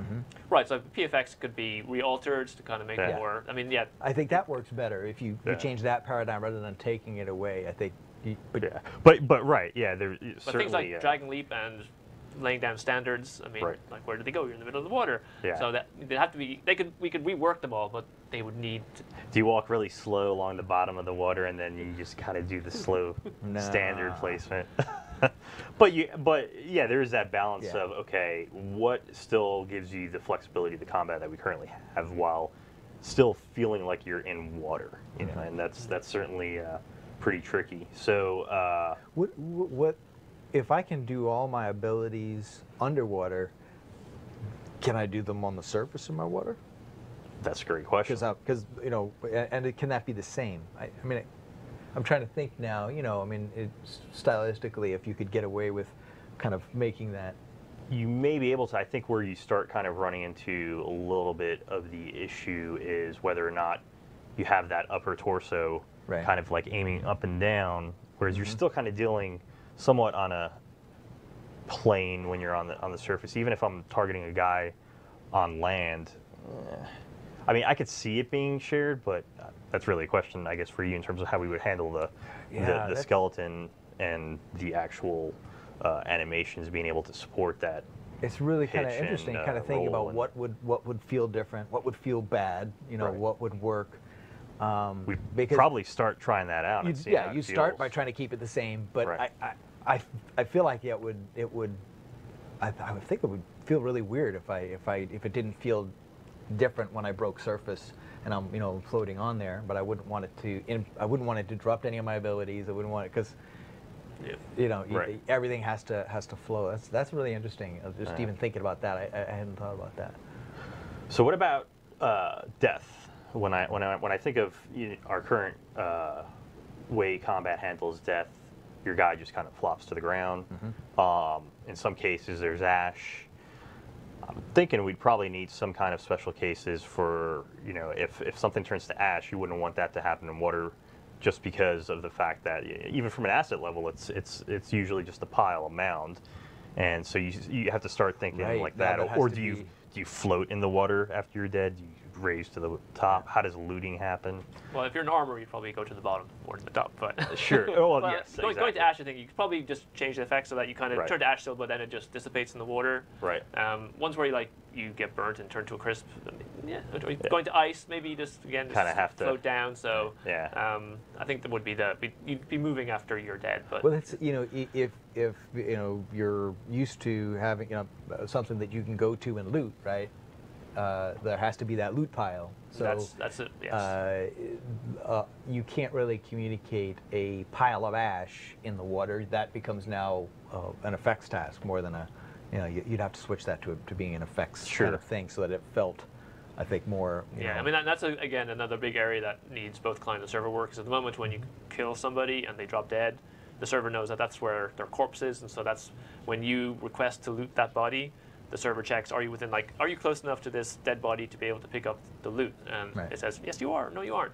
Right. But then the minute that after this NPC dies and it starts moving away from there because it's in water, then the server and the client need to track that movement and kind of keep it in sync so that it knows, like, are you still close enough to that dead body to be able to loot it?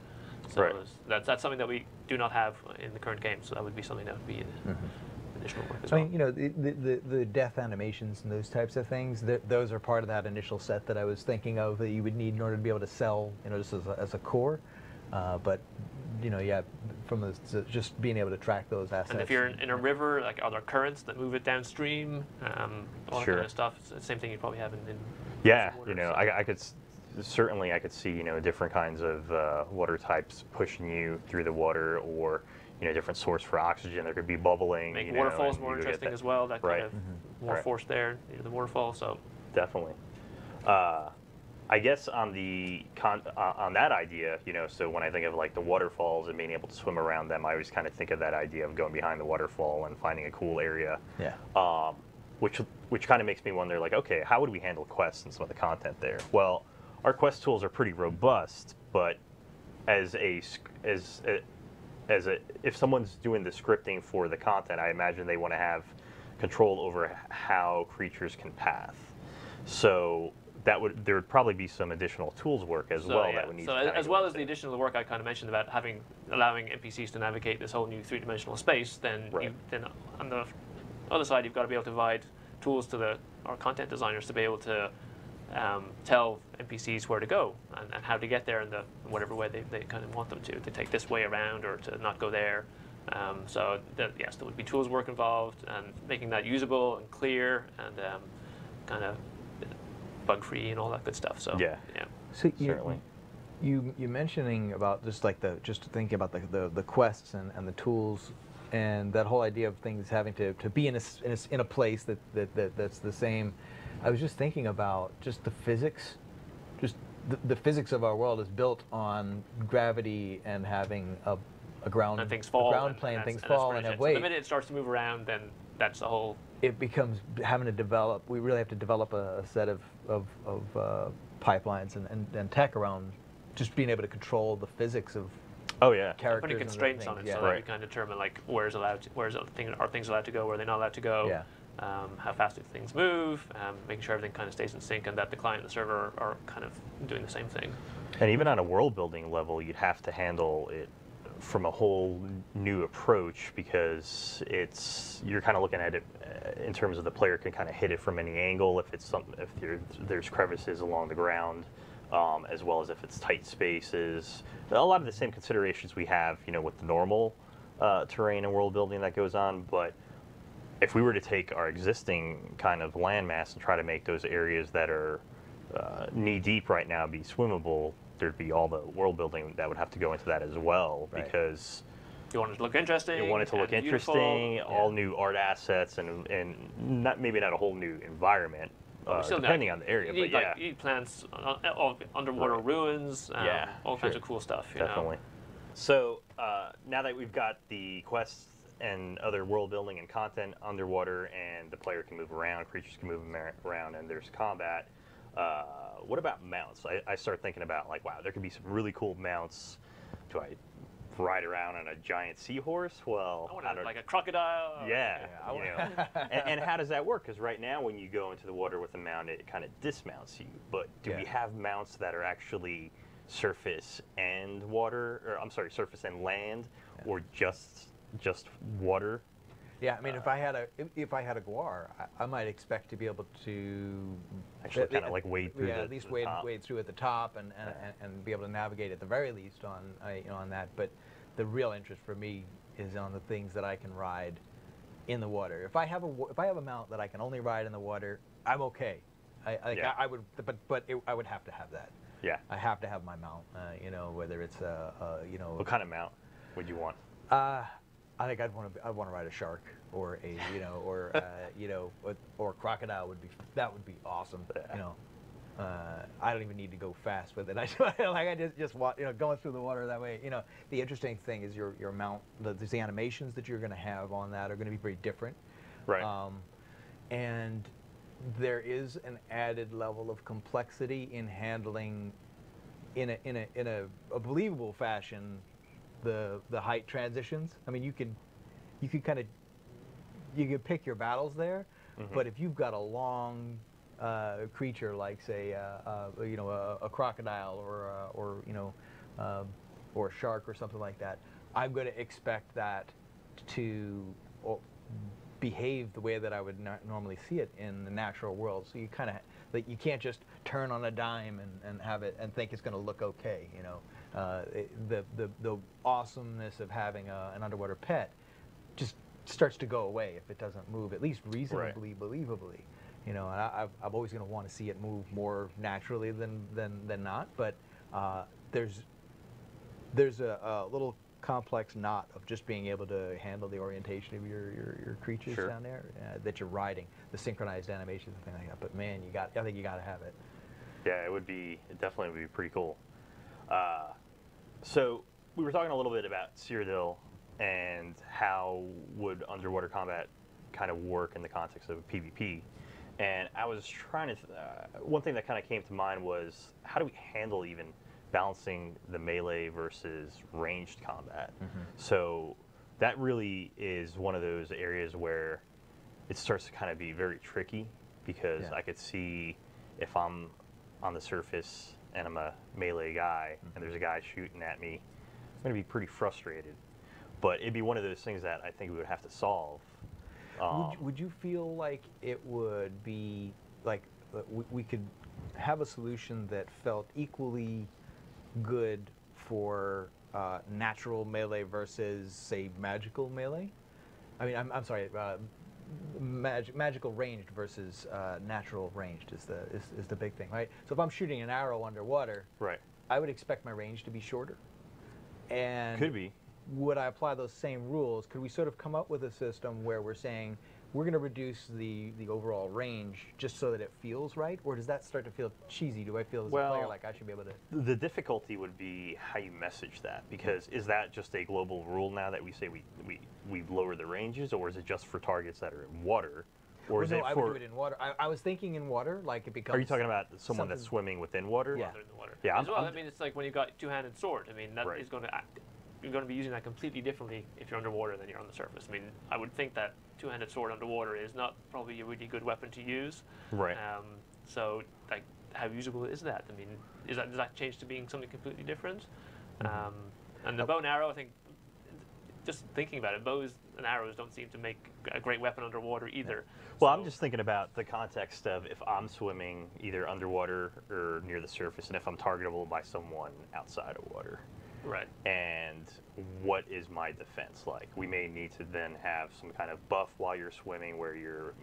But you have the usual thing as well. If you're in water and someone's shooting an arrow at you, normally those, like, once the arrow hits the water, it should act differently, and it should be slowed down. It shouldn't maybe hit you as much. It's like those movies where you see the spy going underwater and just.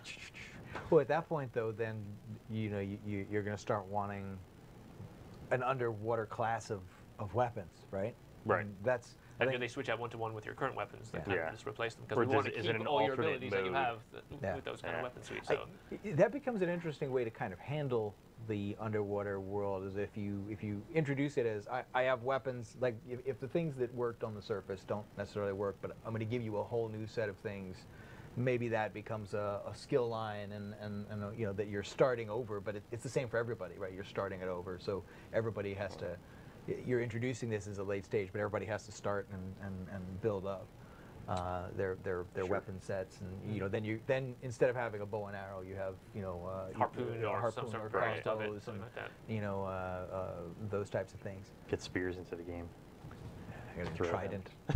I can see. I've got my Argonian riding a seahorse with a trident. I'm on. I mean, It'd be pretty cool. But yeah, so obviously there is a lot of potential for a system like this, but a substantial amount of work as well, and a lot And of we probably haven't even consideration. covered all Yeah. of it. I mean, there's Yeah. probably things that we haven't thought about just here today. That, Oh, yes. And other people working on the game would go, what about this system and how does that work underwater, and what are the Right. implications of that? So, Right. Like, because it and- will touch like every single part of the game. Yeah, and once you get something like swimming in, Fish? can you pickpocket a fish? That is a great. What would you get? Does the fish drop gold when you kill it? And then once you get something like swimming in the game, and this kind of 3D space you can move around in, can Yeah. you then do flying? yeah, you get a slippery slope. Now I want to be able to fly. Yeah. But I want to mount that. Lets me Yeah. kind of So Yeah. it's definitely, you know, a lot of consideration and a lot of different ways something like a system like that can go. But well, great. Thanks a lot, guys. Colin, Sean, thanks for giving some time, setting some time aside to help us kind of figure out what would go into a system like underwater combat and exploring. And obviously, everything that we've kind of talked about is, you know, hypothetical in terms of what would go into the, what would be involved in trying to get a system like that into the game. If you have any other suggestions for things you would like to see in the game, please visit our forums, and we welcome all sorts of suggestions to see what you'd like to see next. Thanks a lot.